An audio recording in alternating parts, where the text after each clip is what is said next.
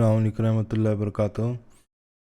ये आज हम मज़ीद लारावेल को एक्सप्लोर करेंगे और साथ गिट जो रिपॉजिटरी मैनेजमेंट और सोर्स कोड का जो कंट्रोल करने का सिस्टम है उसको भी हम देखेंगे। ये बिल्कुल नई चीज़ होगी आपके लिए, मगर क्योंकि हम अब लारावेल का और व्यू जेएस का प्रोजेक्ट एक बना रहे हैं तो गिट के लिए गिट सीखना बहुत ज़रूरी है, क्योंकि गिट में आप सोर्स कोड जो है उसको एक रेपोजिटरी जो है यानी कि स्टोरेज आप कह लें, जिसमें आप सेव भी करते हैं और साथ उसको आप रिट्रीव भी कर सकते हैं। और डिफरेंट डेवलपर्स जो हैं उसमें सोर्स कोड जो है अपनी अपनी जो जो चेंजेस वो उसी सेम प्रोजेक्ट में कर रहे हैं उसकी वो ट्रैक भी कर सकते हैं और वो सेव भी करते रहते हैं साथ साथ।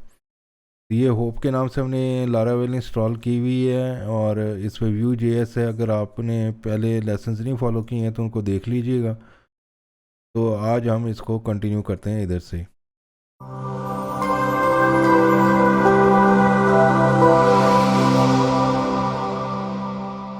तो सबसे पहले जो है कि हम देखते हैं कि एपीआई में लारावेल है और फ्रंट एंड में हमारे पास जो है वो व्यू जेएस है। तो ये होप कि हमारे पास जो है ये एक डायरेक्टरी है। तो अब इसमें हम गिट इंस्टॉल करना चाह रहे हैं ताकि हम सोर्स कोड जो है वो सेव कर सकें और कल को आप जो है यही सोर्स कोड जो है मेरे डाउनलोड भी कर सकते हैं। तो वो सारी चीज़ें आप सीख। तो इसके लिए जो सबसे पहले जो चीज़ जो मैं करूँगा वो ये है कि आपने टर्मिनल पे चले जाना है और होप की जो प्रोजेक्ट की डायरेक्टरी है उसके अंदर चले जाना है। अगर मैं ls लिखूँगा तो इधर एपीआई और फ्रंट एंड जो है वो हमारे इधर दो डायरेक्टरी जो हैं वो हमारे पास है। तो अब मैं गिट को इनिशलाइज़ करना है, गिट इंस्टॉल करना है। अगर तो आप लारागॉन विंडोज़ पे यूज़ कर रहे हैं तो गिट बाय डिफ़ॉल्ट ही होता है और मैक पे भी गिट बाय डिफ़ॉल्ट ही होता है, तो आपको इंस्टॉल करने की ज़रूरत नहीं होती है। अगर आप खाली गिट लिखेंगे तो ये आपको बताएगा कि आपके पास जो है गिट की कौन कौन सी कमांड्स अवेलेबल हैं और उसका यूजेज किस किस तरीके से करना है। अगर आप ये सारी कमांड जो है देख रहे हैं ये इस तरीके से ये डिस्प्ले करता है। तो सबसे पहले मैं गिट इस प्रोजेक्ट पे गिट इंस्टॉल करूँगा तो गिट INIT लिखते हैं और इसको एंटर कर देते हैं तो ये एम्प्टी रिपॉजिटरी जो है क्रिएट कर देते हैं। मगर ये ख्याल रखना है आपने कि ये होप की मेन डायरेक्टरी के अंदर क्रिएट करनी है, आपने ये कमांड रन करनी है गिट INIT। अगर आप API या उसकी डायरेक्टरी के अंदर कर देंगे तो फिर वो डायरेक्टरी खाली ट्रैक करेगा, बाकी डायरेक्टरीज को नहीं ट्रैक करेगा। तो इसलिए मेन डायरेक्टरी जो है इसके अंदर ही आपने ये करनी है। अब अगर आप ls-al लिखेंगे तो इसे डॉट गिट के नाम से एक फ़ोल्डर क्रिएट किया है, उसके अंदर ये सारी फाइलें सेव रखेगा। तो ये जब आप क्रिएट कर लेते हैं तो इसके बाद जो है आपने प्रोजेक्ट की सारी फाइलें जो हैं वो इस रेपो के अंदर जो है वो ऐड कर देनी है। तो उसके लिए हमारे पास जो गिट की कमांड होती है गिट ऐड, अगर आप डॉट कर दें तो ये सारी फाइलें जो है वो अब ये कह रहे हैं कि फ्रंट एंड में गिट है, मैं फ्रंट एंड में जाके देख लेता हूँ। अगर तो इधर कोई हमारे पास रेपो पहले से पड़ी हुई है तो उसको हम रिमूव कर देते हैं।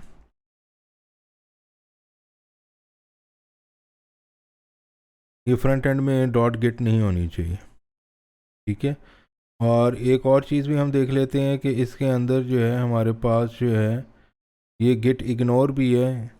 तो ये क्या करती है, ये बताती है कि कौन कौन सी फाइलें इग्नोर करनी है, उनको नहीं आपने रखना। तो ये ठीक है, इसको रहने देते हैं। तो फ्रंट एंड में से हमने रिमूव कर दिए, रिमूव लिख के -i डॉट गिट का फोल्डर रिमूव कर दिया था हमने। अब मैं मेन उस पर आता हूँ और अब जो है मैं गेट ऐड -a कर देता हूँ, यानी कि सारी फाइलें जो हैं वो ऐड कर दी। ये सारी फाइलें ऐड हो गई रेपो के अंदर। और फिर इसको आप ऐड करने के बाद आप इसको सेव करने की कमांड भी दे सकते हैं, क्योंकि अगर अभी अभी आप स्टेटस लिखेंगे तो ये बताएगा कि ये सारी ये फाइलें जो है ना ये ऐड हुई हुई हैं API के अंदर और फ्रंट एंड के फोल्डर्स के अंदर जितनी भी फाइलें हैं ये उसने ऐड की हुई हैं सारी।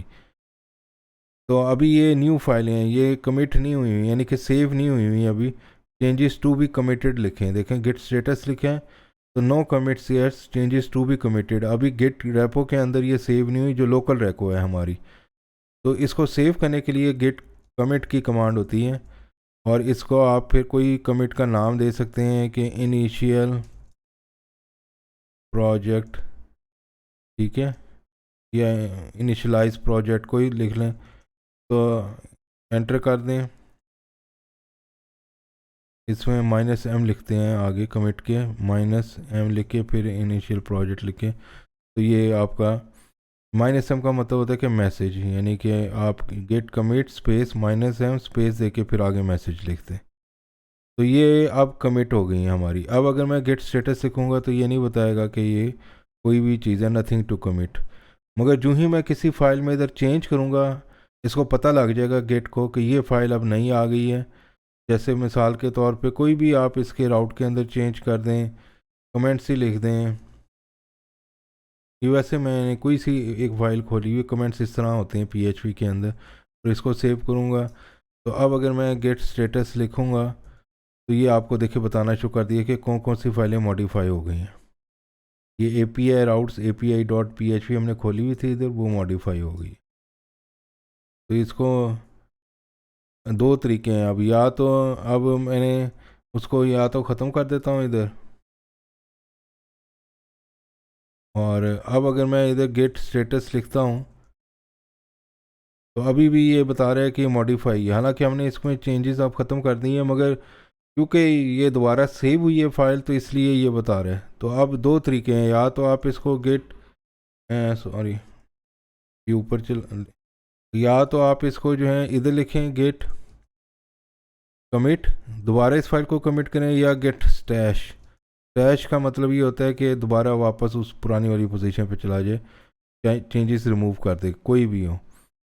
तो ये सारी चेंजेस जो है इसको अब हमने सेव करना है गिट हब पे या बिट बकेट, दो रिपोजिटरीज हैं जिस पे आप सेव कर सकते हैं आसानी से। तो उन पे सेव करने के लिए जो है आपके पास अकाउंट होना चाहिए।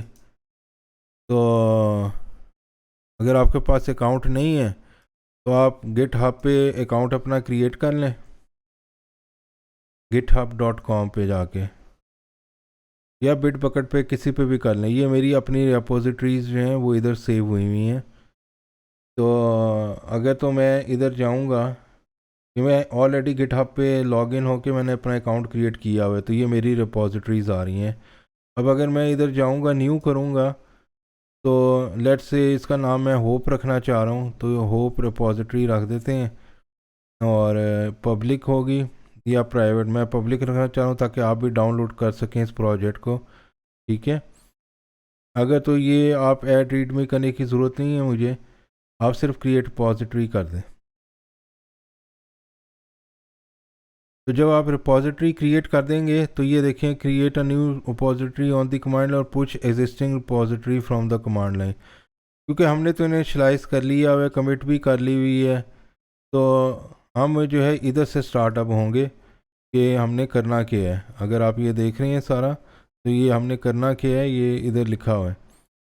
तो सबसे पहले तो कहते हैं रिमोट ब्रांच ऐड करें, यानी कि आप ये पूरी स्टेटमेंट जो है ये आप कॉपी करें और ये आप इधर दे दें।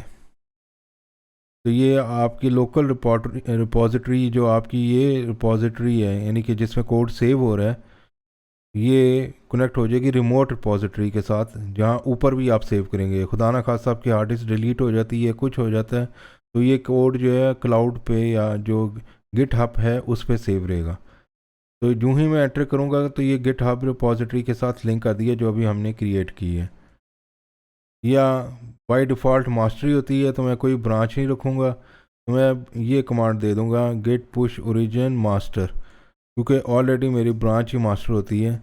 तो git push git space push -u origin, और ये देखें मास्टर ब्रांच गेट खुद ही शो कर रहा है। ये शायद आपको ना करे क्योंकि मैंने कमांड प्रॉम्प्ट चेंज किया है। तो ये मास्टर लिख के एंटर कर देगा, आपसे वो पासवर्ड पूछेगा और वो कर लेगा पुश करते हुए। जब आप पुश ओरिजिन और मास्टर करना है आपने, तो जब आप पुश ओरिजिन मास्टर करेंगे git push -u origin master, तो आपकी ये सारा सोर्स कोड जो है ये गिट हब पे अपलोड हो जाएगा। मैं ऑलरेडी क्योंकि दे चुका हूँ इसलिए इसने सारा अपलोड कर दिया। मैं SSH का URL यूज़ करूँगा, आपने HTTPS का जो URL है ना गिटहब पे, वो यूज़ करना है, ये वाला। तो जब ये हो जाएगा हमारा कोड अपलोड, तो अब हम साथ साथ गिटहब पे जाके देख भी सकते हैं कि हमारा कोड जो है वो उधर चला गया है, यानी अपलोड हुआ हुआ। उसके लिए आप जो है ब्राउज़र में जाएं, और ये अगर आप होप की डायरेक्टरी के अंदर जाएंगे तो ये देखें API फ्रंट एंड, और इसके अंदर सारी फाइलें अब इधर आ गई हुई। पूरा कोड हमारा जो है वो इधर आ गया हुआ।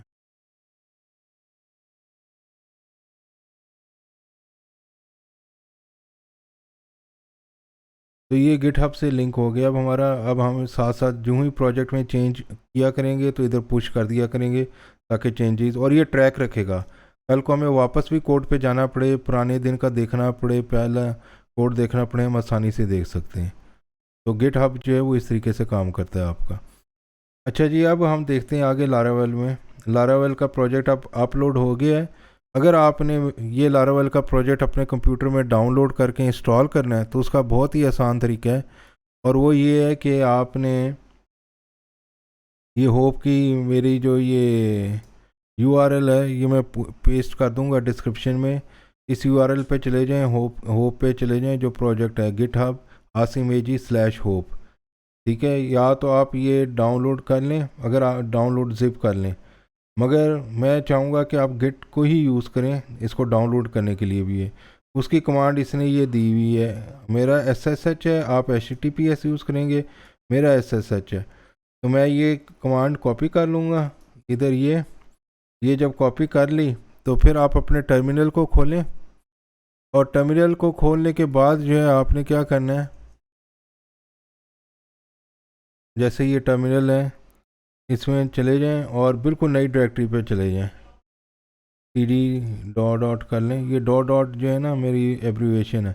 अब ये साइट्स के अंदर मैं एक और होप2 के नाम से, उसमें ये क्लोन करना चाह रहा हूँ पूरा प्रोजेक्ट होप2 के नाम से। तो मैं लिखूँगा गेट क्लोन, और ये देखें इसको आपने यानी कि क्लोन करना है। तो ये सारी कमांड जो है ये आपने दी हुई है इधर क्लोन करने की, कि किस तरीके से करना है, आगे क्या लिखना है।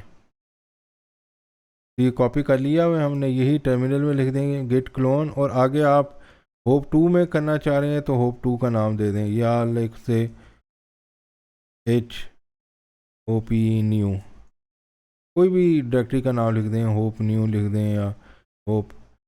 तो ये अब सारी जो फाइलें हैं ये गिटहब से डाउनलोड करेगा, और जो है होप न्यू की एक डायरेक्टरी बन गई होगी, उसके अंदर हम चले जाते हैं होप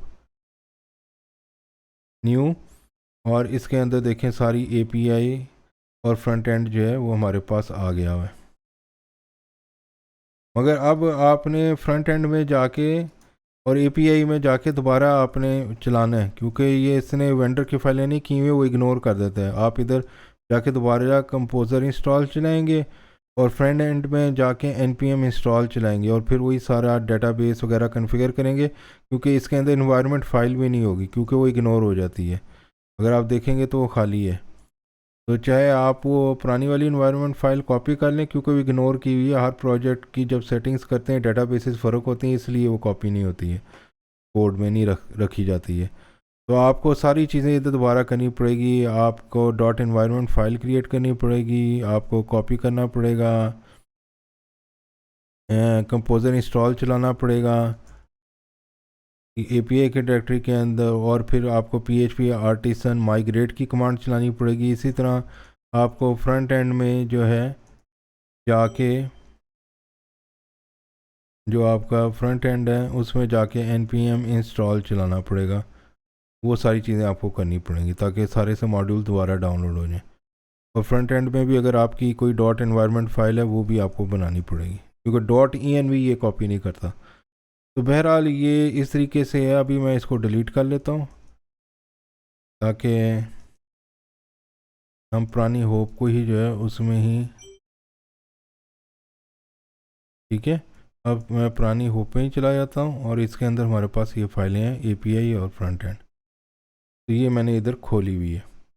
अच्छा, इसमें जो सबसे इम्पोर्टेंट फ़ाइल जो होती है, ये अगर आप API के डायरेक्टरी के अंदर जाएंगे तो लारावेल है। इसके अंदर जो राउट्स के अंदर एक फ़ाइल होती है api.php, ये मैंने खोली हुई है इधर। अगर आप देखेंगे तो ये इसके अंदर पहले ही एक राउट बना हुआ है, और इस राउट के अंदर जो है आपने ये रिक्वेस्ट यूज़र कर रहा है, इसको अभी तो हम इग्नोर कर देते हैं, हम अपना राउट का जो है वो लेक्चर जो है वो देखते हैं। तो अगर आप लारावेल राउट पे जाएंगे तो आप बहुत सारी चीज़ें जो हैं वो उधर से देख सकते हैं कि लारावेल राउटिंग जो है वो किस तरीके से काम करती है। मिसाल के तौर पे आप लारावेल राउट्स लिखें इधर, तो ये आपको राउटिंग जो है उसके बारे में इंस्ट्रक्शंस देना शुरू कर देगा, बेसिक राउटिंग क्या होती है। तो लेट्स से ये बेसिक राउटिंग इधर से ही हम कॉपी करते हैं और इसको इधर पेस्ट कर देते हैं।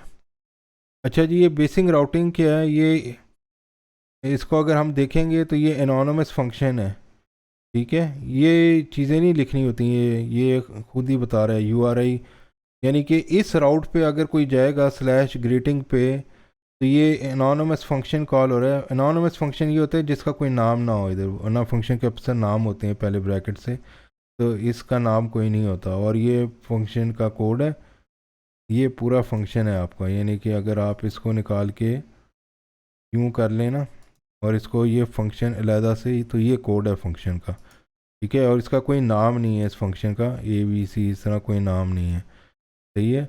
तो ये फंक्शन रिटर्न क्या कर रहा है, हेलो वर्ल्ड। जब भी ये फंक्शन कॉल होगा तो हेलो वर्ल्ड रिटर्न होगा, ठीक है। इस फंक्शन को हमने उठा के किधर रख दिया हुआ है, इसका एज अ सेकंड पैरामीटर, क्योंकि फर्स्ट पैरामीटर गेट भी एक फंक्शन है। गेट फंक्शन में फर्स्ट पैरामीटर जो है वो एक स्ट्रिंग है, URI जिसको कहते हैं /greeting path है, और ये जो सेकंड फंक्शन है ये एनोनिमस है, इसके अंदर ABC नहीं है, एनोनिमस है, यानी कि बगैर नाम के, और इसको हम इधर पेस्ट कर देते हैं। तो ये राउट आपका क्या करेगा, /greeting जो है ये रिटर्न क्या करेगा, हेलो वर्ल्ड की एक स्ट्रिंग रिटर्न कर देगा।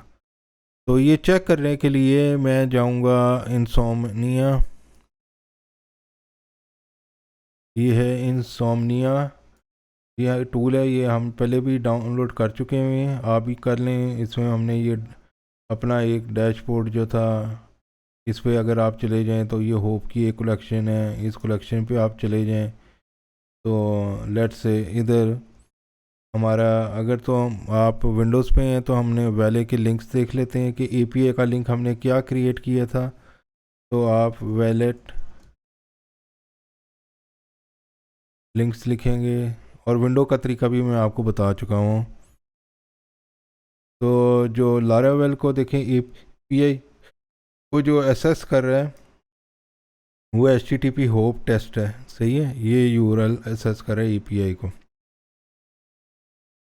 तो इंसोमनिया में हम यही लिखेंगे HTTP hope.test, और आगे हमने /API का पाथ देना है, क्योंकि लारावेल ये खुद ब खुद ऐड करती है, और फिर /greeting लिखेंगे जो हमने उधर दिया हुआ है, और इसको सेंड करेंगे। तो जो ही सेंड करेंगे तो ये इसने रिटर्न किया क्या, हेलो वर्ल्ड। इसका मतलब है कि हमारे लारावेल का URL और ये बैकएंड जो है ये काम कर रहे हैं, और ये हमारा नया राउट जो है ये काम कर रहा है बिल्कुल सही तरीके।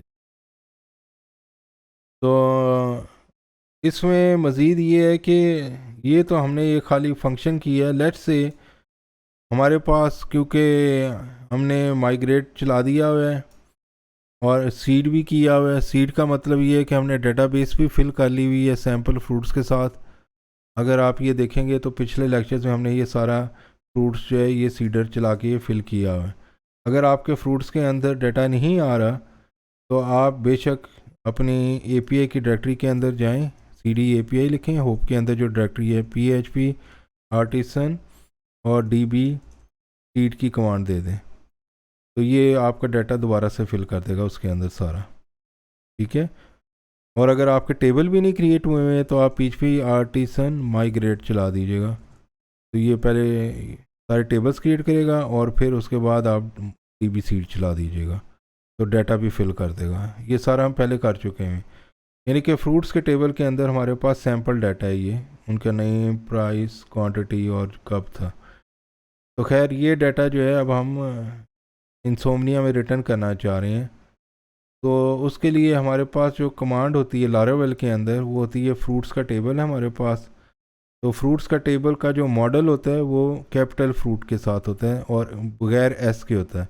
यानी कि अगर आपके डेटाबेस में मॉडल है टेबल है फ्रूट्स, तो लारावेल के अंदर उसको एसेस करने के लिए हम फ्रूट लिखते हैं और ये ऐप मॉडल फ्रूट के अंदर लारावेल ने ऑटोमेटिकली क्रिएट किया होता है। अगर आप जाएंगे ऐप के अंदर मॉडल्स के अंदर तो देखिए फ्रूट लिखा हुआ है, ये मॉडल है। मॉडल का क्या मतलब होता है? मॉडल का मतलब बस आप ये समझ लें कि ये डेटाबेस टेबल का दूसरा नाम है। टेबल जो है वो एसक्यूएल के अंदर कहते हैं, लारावेल के अंदर इसको मॉडल कहते हैं। तो मॉडल जो है वो आपके पास डाटा रिटर्न करना है, यानी कि ये खुद ब खुद सेलेक्ट की कमांड लगाए और इशू करे और फैच करके ले आए। तो हमें वो सारी सेलेक्ट की कमांड याद करने की ज़रूरत नहीं है, हम इसी में ही लिख देंगे फ्रूट ऑल, यानी कि सब कुछ फैच करके ले आए और सेमी कॉलन और वो रिटर्न कर दें। ठीक है, तो ये डाटा जो है ये रिटर्न कर दें। अब अगर मैं इंसोमनिया में जाऊंगा और इधर जाके मैं सेंड करूंगा दोबारा उस पाथ पे, तो ये देखिए सारा फ्रूट्स का डाटा हमारे पास आ गया। तो ये फ्रूट्स का डाटा जो है ये काफ़ी एक्सटेंसिव है। तो हम अभी देखेंगे कि खाली एक किस तरह लेके आना है, दो जैसे लेट से मैं ये ID2 खाली लेके आना चाह रहा हूँ, तो वो मैं किस तरह लेके आऊँगा? तो फिर हम ऑल नहीं लिखेंगे, फिर हम इधर लिखेंगे फाइंड और फिर हम 2 लिख देंगे। ठीक है, अब सॉरी ये फाइंड है, ठीक है, और 2 अगर तो 2 हुआ तो ये अब खाली 2 लेके आ रहा है, अब ऑल नहीं लिखा हमने। तो इस तरह हम कई कंडीशंस इधर दे सकते हैं, मगर फ़िलहाल अभी हम ये 2 कंडीशंस ही देखेंगे और अब देखें 3 आ जाएगा। सही है, तो ये तो राउट हो गया है, मगर हम राउट्स जो है वो इधर नहीं चाह रहे हैं, क्योंकि लारावेल की जो आर्किटेक्चर है वो मॉडल व्यू कंट्रोलर है। मॉडल का कोड मॉडल में होना चाहिए, फिर व्यू का कोड व्यू JS में होना चाहिए, और कंट्रोलर जो है वो डाटा फैच करके लेके आ रहा हो। तो राउट में हम इस तरह कमांड्स नहीं देते हैं जो डाटा भी रिटर्न करें। तो ये कमांड इधर जो है ये फंक्शन जो है ये इधर अच्छा नहीं लगता, ये हम इधर नहीं देते हैं राउट्स में। यानी कि API.php में ये राउट्स नहीं देते हैं, उसमें हम सिर्फ कंट्रोलर को कॉल करेंगे और कंट्रोलर जो है वो डाटा जो है वो रिटर्न करेगा। कंट्रोलर भी हमने बनाया हुआ है पहले से ही, वो ऑटोमेटिकली लारावेल ने क्रिएट कर दिया हुआ है। कंट्रोलर्स में ऐप HTTP कंट्रोलर्स में जाएंगे तो ये फ्रूट कंट्रोलर है ये वाला। तो ये फ्रूट कंट्रोलर जो है इसके अंदर सारे मेथड्स लारावेल ने ऑटोमेटिकली डिफाइन किए हुए हैं पहले से, जब हमने माइग्रेशन फाइल्स क्रिएट की थी। तो ये इंडेक्स का फाइल हम फंक्शन जो है ये हम कॉल करना चाह रहे हैं फूड कंट्रोलर के अंदर। तो उसके लिए आप लारावेल की अगर आप स्टेटमेंट देखेंगे तो ये इस तरीके से है कि यूज़र कंट्रोलर जो है फ्रूट कंट्रोलर कॉलम कॉलम लिख के क्लास लिखना है और फिर उसका इंडेक्स का जो फंक्शन है वो कॉल कर देना है। मेथड जो है इंडेक्स का ये जो फंक्शन है ये कॉल कर देना है, और इसके अंदर अगर हम जो है रिटर्न लिख देंगे तो ये आपका सारे फ्रूट रिटर्न करेगा। यानी कि हम इधर लिख सकते हैं फ्रूट और क्या रिटर्न करे, ऑल। अच्छा, जब हम पहली दफ़ा लिखते हैं, क्योंकि तो पहली दफ़ा जो है ये इसको मानता नहीं है, इसका मतलब ये है कि आप इस पर क्लिक करें और इधर आइकन सर आ जाएगा, इसको आप जो है इंपोर्ट जो है वो करें, वरना ये चलेगा नहीं। पहले तो ये चले इसको यूँ रिटर्न कर देते हैं, और ये जो फ्रूट जो है आपका ये ऑटोमेटिकली ऊपर आपको यूज़ मॉडल्स फ्रूट लिखना पड़ेगा जब आप फ्रूट इधर यूज़ कर रहे होंगे। ये PHP स्टॉर्म कर देते हैं, मगर अगर कुछ लोग व्यू स्टूडियो में काम कर रहे हैं तो उसमें शायद ना करें। तो इसी तरह अगर आप API में भी लिख रहे थे तो ऊपर मैंने इधर ये यूज़ मॉडल्स फ्रूट लिखा हुआ था, ये आपको मैनुअली डालना पड़ेगा, वरना आपका वो रिटर्न नहीं करेगा, वो एरर देगा कि ये उसको फ्रूट जो है मॉडल नहीं मिला। अभी तो मैं इधर से निकाल दी है क्योंकि हम इधर काम नहीं कर रहे हैं। तो फ्रूट मॉडल जो है ये PHP स्टॉर्म ऑटोमेटिकली ऐड कर देता है। अब इधर हमने क्या लिखना है, इधर हमने जो लारावेल ने सिंटेक्स बताया हुआ था फ्रूट कंट्रोलर क्लास और इसके अंदर जो है एसोसिएशन है हमारे, ये इंडेक्स जो है ये इस तरीके से हमने आगे देना है, मेथड इंडेक्स। अब ये देखिए फ्रूट कंट्रोलर इधर भी नहीं मिल रहा, ये जो हाईलाइट कर देते हैं ना इसका मतलब है नहीं मिल रहा, तो इधर इंपोर्ट करेंगे तो ये ऊपर यूज़ कर देगा कि ऐप HTTP कंट्रोलर्स के अंदर फ्रूट कंट्रोलर है जिसको यूज़ कर रहा है। तो अब क्या करेगा, काम वही करेगा, ग्रीटिंग को कॉल करेंगे, ये फ्रूट कंट्रोलर को एसेस करेगा क्योंकि फ्रूट कंट्रोलर एक क्लास है। अगर आप फ्रूट कंट्रोलर में जाएंगे तो ये देखें क्लास है ये फ्रूट कंट्रोलर, ठीक है। अभी इतना ही आपके लिए काफ़ी है, और उसका आगे इंडेक्स मेथड कॉल करेगा और वो फ्रूट ऑल जो है वो रिटर्न करेगा। तो इसको अब हम चेक कर लेते हैं इंसोमनिया में, यही URL है, तो इसको दें तो ये सारे देखें डेटा आ गए। तो हमारे राउट्स जो हैं वो सिंप्लीफाइड हो गए, और कुछ भी हमें इधर जो है वो क्लासेस बस हम देते जाएंगे और ये काम करते जाएंगे। तो इस तरीके से आपने राउट जो है वो डिफ़ाइन करना है और उसको एसेस करना है। अगर तो राउट्स को अगर आप मज़ीद देखेंगे तो इसमें बहुत सारे राउट्स हैं जो आप और मेथड्स हैं जो आप ये कर सकते हैं। गेट का है, पोस्ट का है, पुट है, पैच है, मैच है, और फिर ये डिपेंडेंसी इंजेक्शंस आ जाते हैं। ये हम अभी सारा कुछ देखेंगे। रीडायरेक्ट्स हैं, फिर व्यू के राउट्स हैं। जो इसमें जो सबसे इम्पोर्टेंट राउट्स हैं वो है रिसोर्स राउट्स, और आउट को आप नेम्स भी दे सकते हैं, बड़ी चीज़ें कर सकते हैं। ये कि हम देखेंगे लारावेल बहुत बड़ी है, तो इसको हम इधर रिसोर्स आउट जो है उसको देख लेते हैं। मेरे ख्याल में ऊपर जाना पड़ेगा हमें।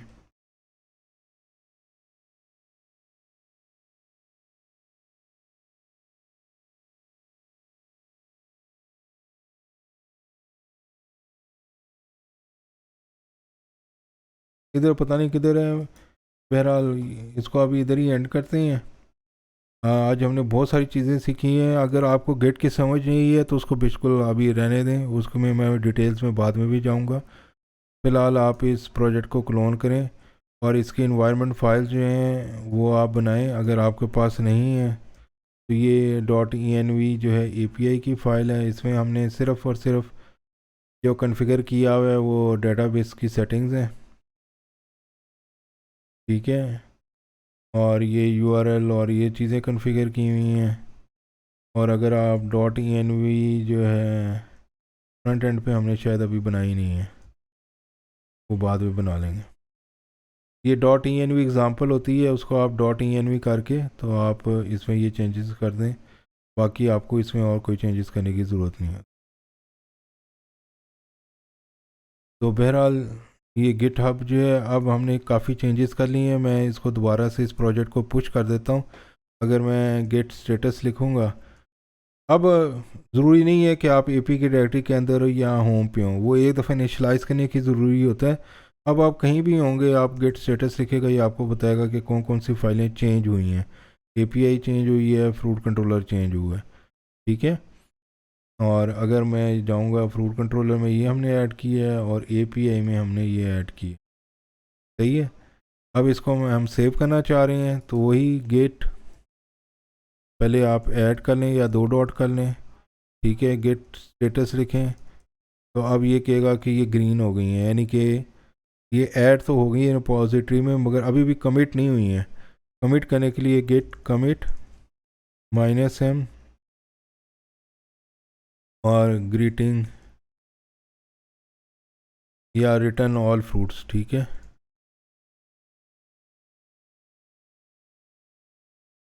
ठीक है। और फिर गेट पुश, एक दफ़ा आप गेट पुश करेंगे ना, आप बार बार URL सेट करने की ज़रूरत नहीं होती है ओरिजिन और मास्टर, सिर्फ गेट पुश कर दिया करें तो वो चल जाता है। और ग्रीटिंग की जगह जो है मैं इसको अब कर देता हूँ फ्रूट्स, ताकि आप इंसोमनिया में फ्रूट्स लिखें। फिर इसको मैं पुश कर देता हूँ, और उसके लिए मैंने शॉर्टकट्स भी बनाए हुए हैं, यानी कि आप बेशक नहीं है, एक ही कमांड से सारा हो जाता है, -a -m, और ये 1 पुश भी हो गया जाएगा, कमिट भी हो गया, ऐड भी हो गया और पुश कर दिया। तो ये अब आप गेट पे जाके ये प्रोजेक्ट डाउनलोड करेंगे तो आपको नया मिल रहा होगा। और इंसोमनिया में अब आपने जाके जो है फ्रूट्स लिखना है,